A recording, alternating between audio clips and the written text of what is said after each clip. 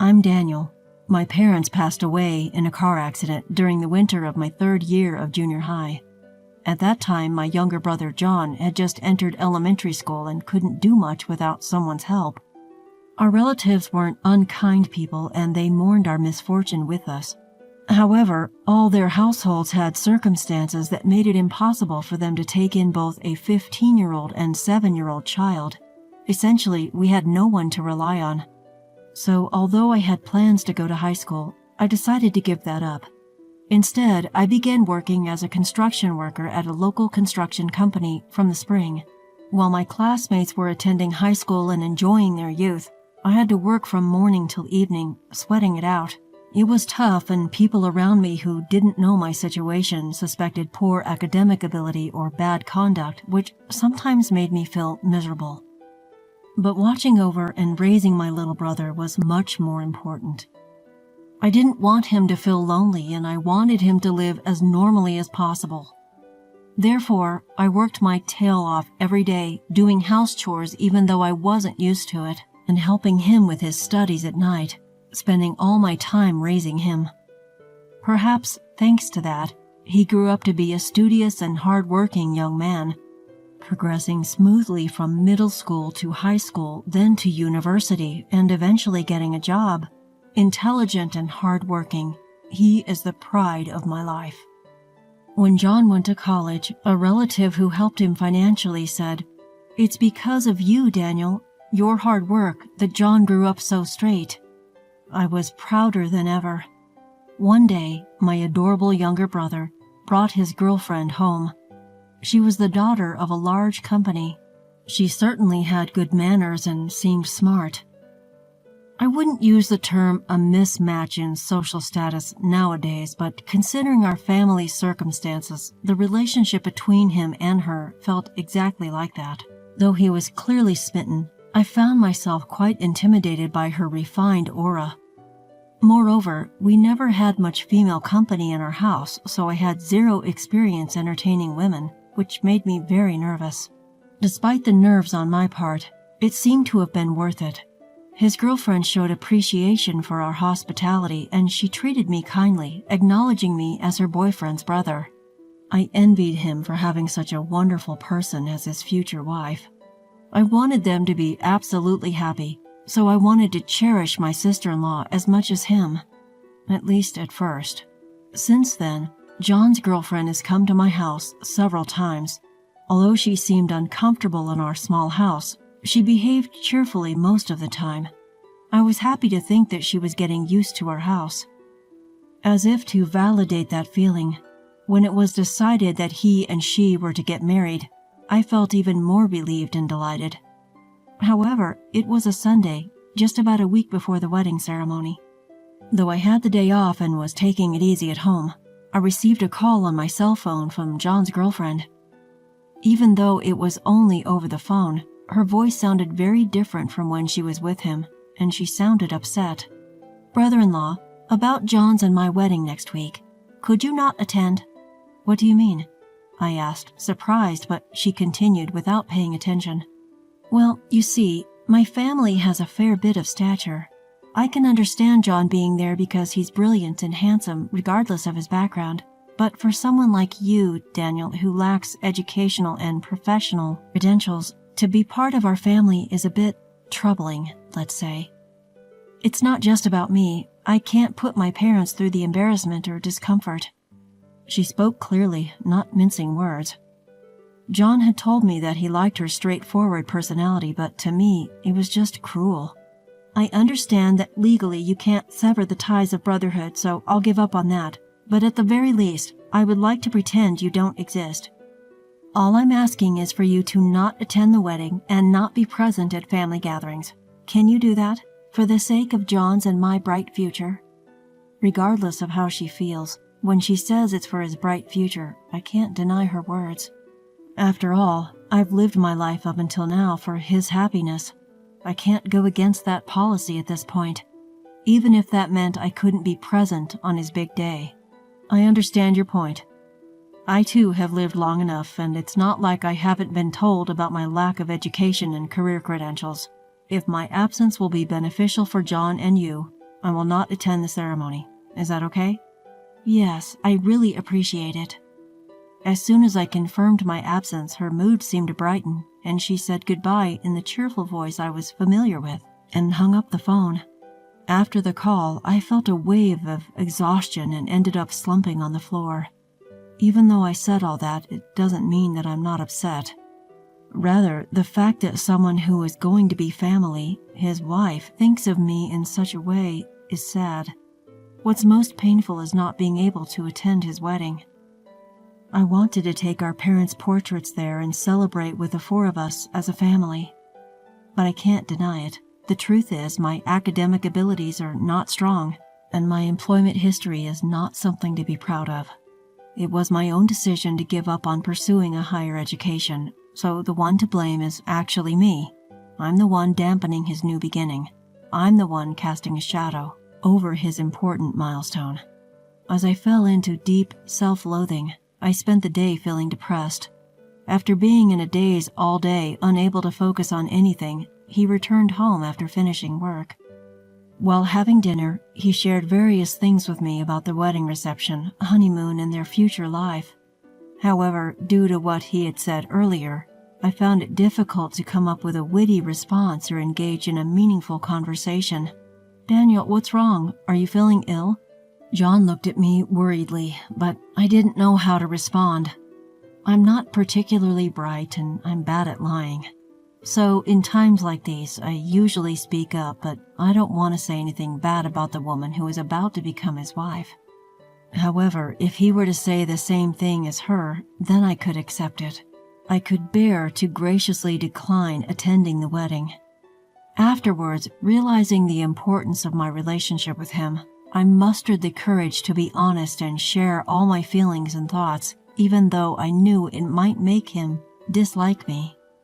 "Your girlfriend told me, someone who can't exactly boast a life to be proud of, not to attend your wedding," she said. "If you feel the same way, just tell me outright. The most painful thing for me is to be a burden to you. If you don't want me to attend, I'll gladly comply." And then, with a voice seething with anger from the core of his being, he said this to me. "You really think I would say something like that? There's no way I could think something so cruel about the only family I have." Roaring those words, John calmed down a bit. Then, with a look as if he just thought of something, he said to me, "Daniel, how about not coming to the wedding just as she said? Please, I'd like you to wait for me at home. Is that okay?" "Wait, what do you mean?" The words were quite shocking, but I understood from John's subsequent words that there was some thought behind it. "There's no need to show up to a celebration involving someone who says terrible things, Daniel." On the wedding day, although I was told not to come, I was still worried. To my brother, I'm the only person he can call family. I couldn't help but worry if there were any issues or disputes during the family gathering. So I got dressed in my brother's suit and secretly went to the venue, but it was strangely quiet at my younger brother's place. I approached one of the staff members who seemed troubled, wondering what was happening, and asked, "Sorry for being late, but how far has the ceremony progressed?" The staff member replied, "We can't start the ceremony because none of your groom's family has arrived yet." What? I was led to John's dressing room and asked him, "John, our uncles haven't arrived?" "Daniel, that's right. I told them not to come." "Why did you suddenly say not to come?" "If I told our uncles and aunts what you've been told, they'd say, well, we're the shameful relatives who couldn't help when you needed. So we won't attend the ceremony. That's why nobody's coming today. I just thought I'd eat the food and go back. It's a waste otherwise." That's completely outrageous. I can't hide myself shaking up. Why would the entire family go to such lengths to make things difficult? It was supposed to be a day of celebration for you. What could have possibly led them to such a decision? Seeing my silence, John reassured me by saying, "I loved her, but I can't forgive her for what she said to you. My pride. Uncles in our family feel the same way. If she can't consider you as family, I can't be part of hers. I'm thinking of breaking off the engagement." Just as John finished speaking, a woman burst into the room. John's girlfriend was in her bridal gown. "How long are you going to keep me waiting? We're already past the start time." To the agitated her, John replied calmly, "At the very least, none of my family will be coming. Daniel here didn't come for this wedding. He's just here to see me. Let's just have our meal and call it a day. As for you and me, we can't get married. I'd like to say this engagement never happened." "That's impossible. You can't just cancel the wedding at the last minute like this." John's response to his girlfriend, whose face turned red with embarrassment and anger, was cold. "You seem to have said some pretty terrible things to him. Remember the family issues we discussed before? Knowing all that, you decided to say something that would upset him, and while I wasn't around at that, I was pretty surprised at first how low you could stoop, but then I realized you're exactly the type to do something like this. You only see people based on their achievements, don't you? Unfortunately, I'm also what you'd call a failure raised by another failure, so I can't marry a woman who doesn't care about my family." She burst into tears. "I'm just telling the truth. I can't introduce a family where the husband's family consists of only high school dropouts working in construction. How shameful." I asked myself if I could remain silent after being talked to like that. John defended me and sided with me, and if I kept my silence, it would make him look foolish. This was an issue between her and me. While she might be right, I have lived my life doing my best. It hurts when someone who knows nothing about me looks down on me. Yes, I might not be the brightest, and I have no prestigious credentials, but even without such things, I have lived my life strongly to protect my precious family. You have no right to deny my way of life." With her hysterical crying and my loud voice, her family and the venue staff began to gather. Inadvertently, everyone heard her offensive words. Her parents, figuring out what was happening through her words, began to bow their heads to my brother and me. "And here I thought you finally found a man to marry, and you start saying such things. I thought I could finally relax, thinking you were going to move out." Her father, his head in his hands, scolded her. "We deeply apologize. It's partly our fault for spoiling her too much. We sincerely apologize and hope you can forgive her." Her mother, despite wearing a beautiful dress, was making a shamefaced, apologetic expression and bowing to my brother and me. Even her friends who were attending the wedding seemed to have had enough of her offensive remarks about the groom's family. No one came to her defense or interfered. The attendees just stared at her in disbelief.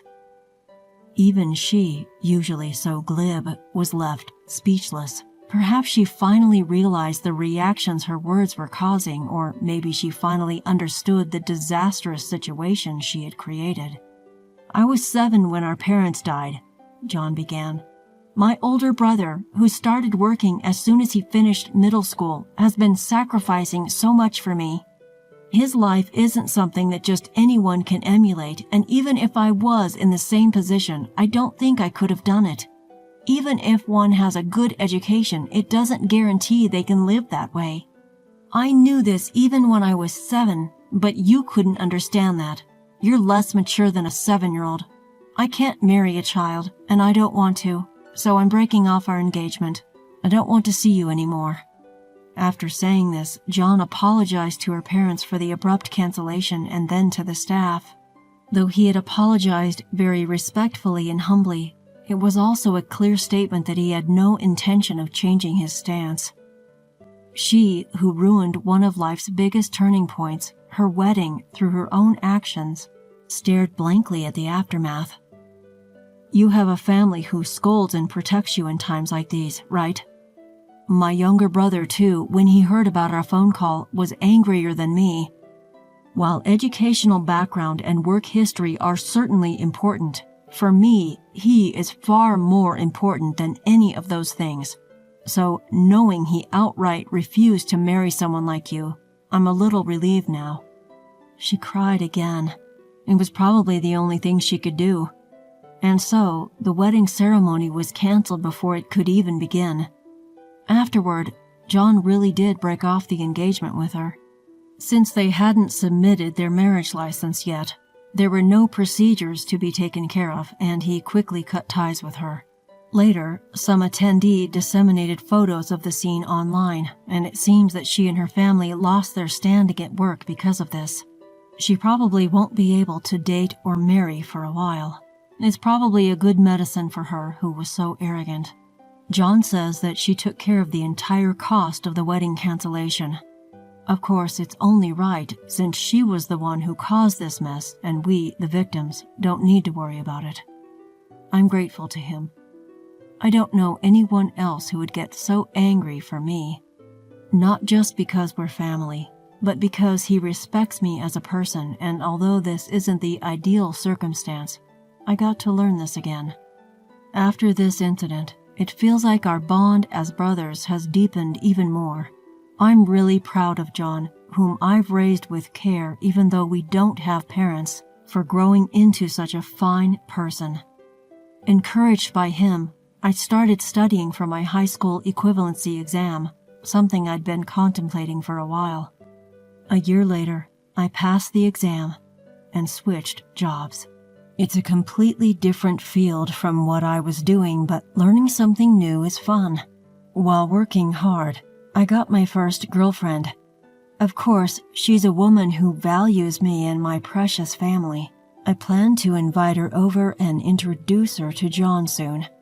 I want to brag about my wonderful younger brother.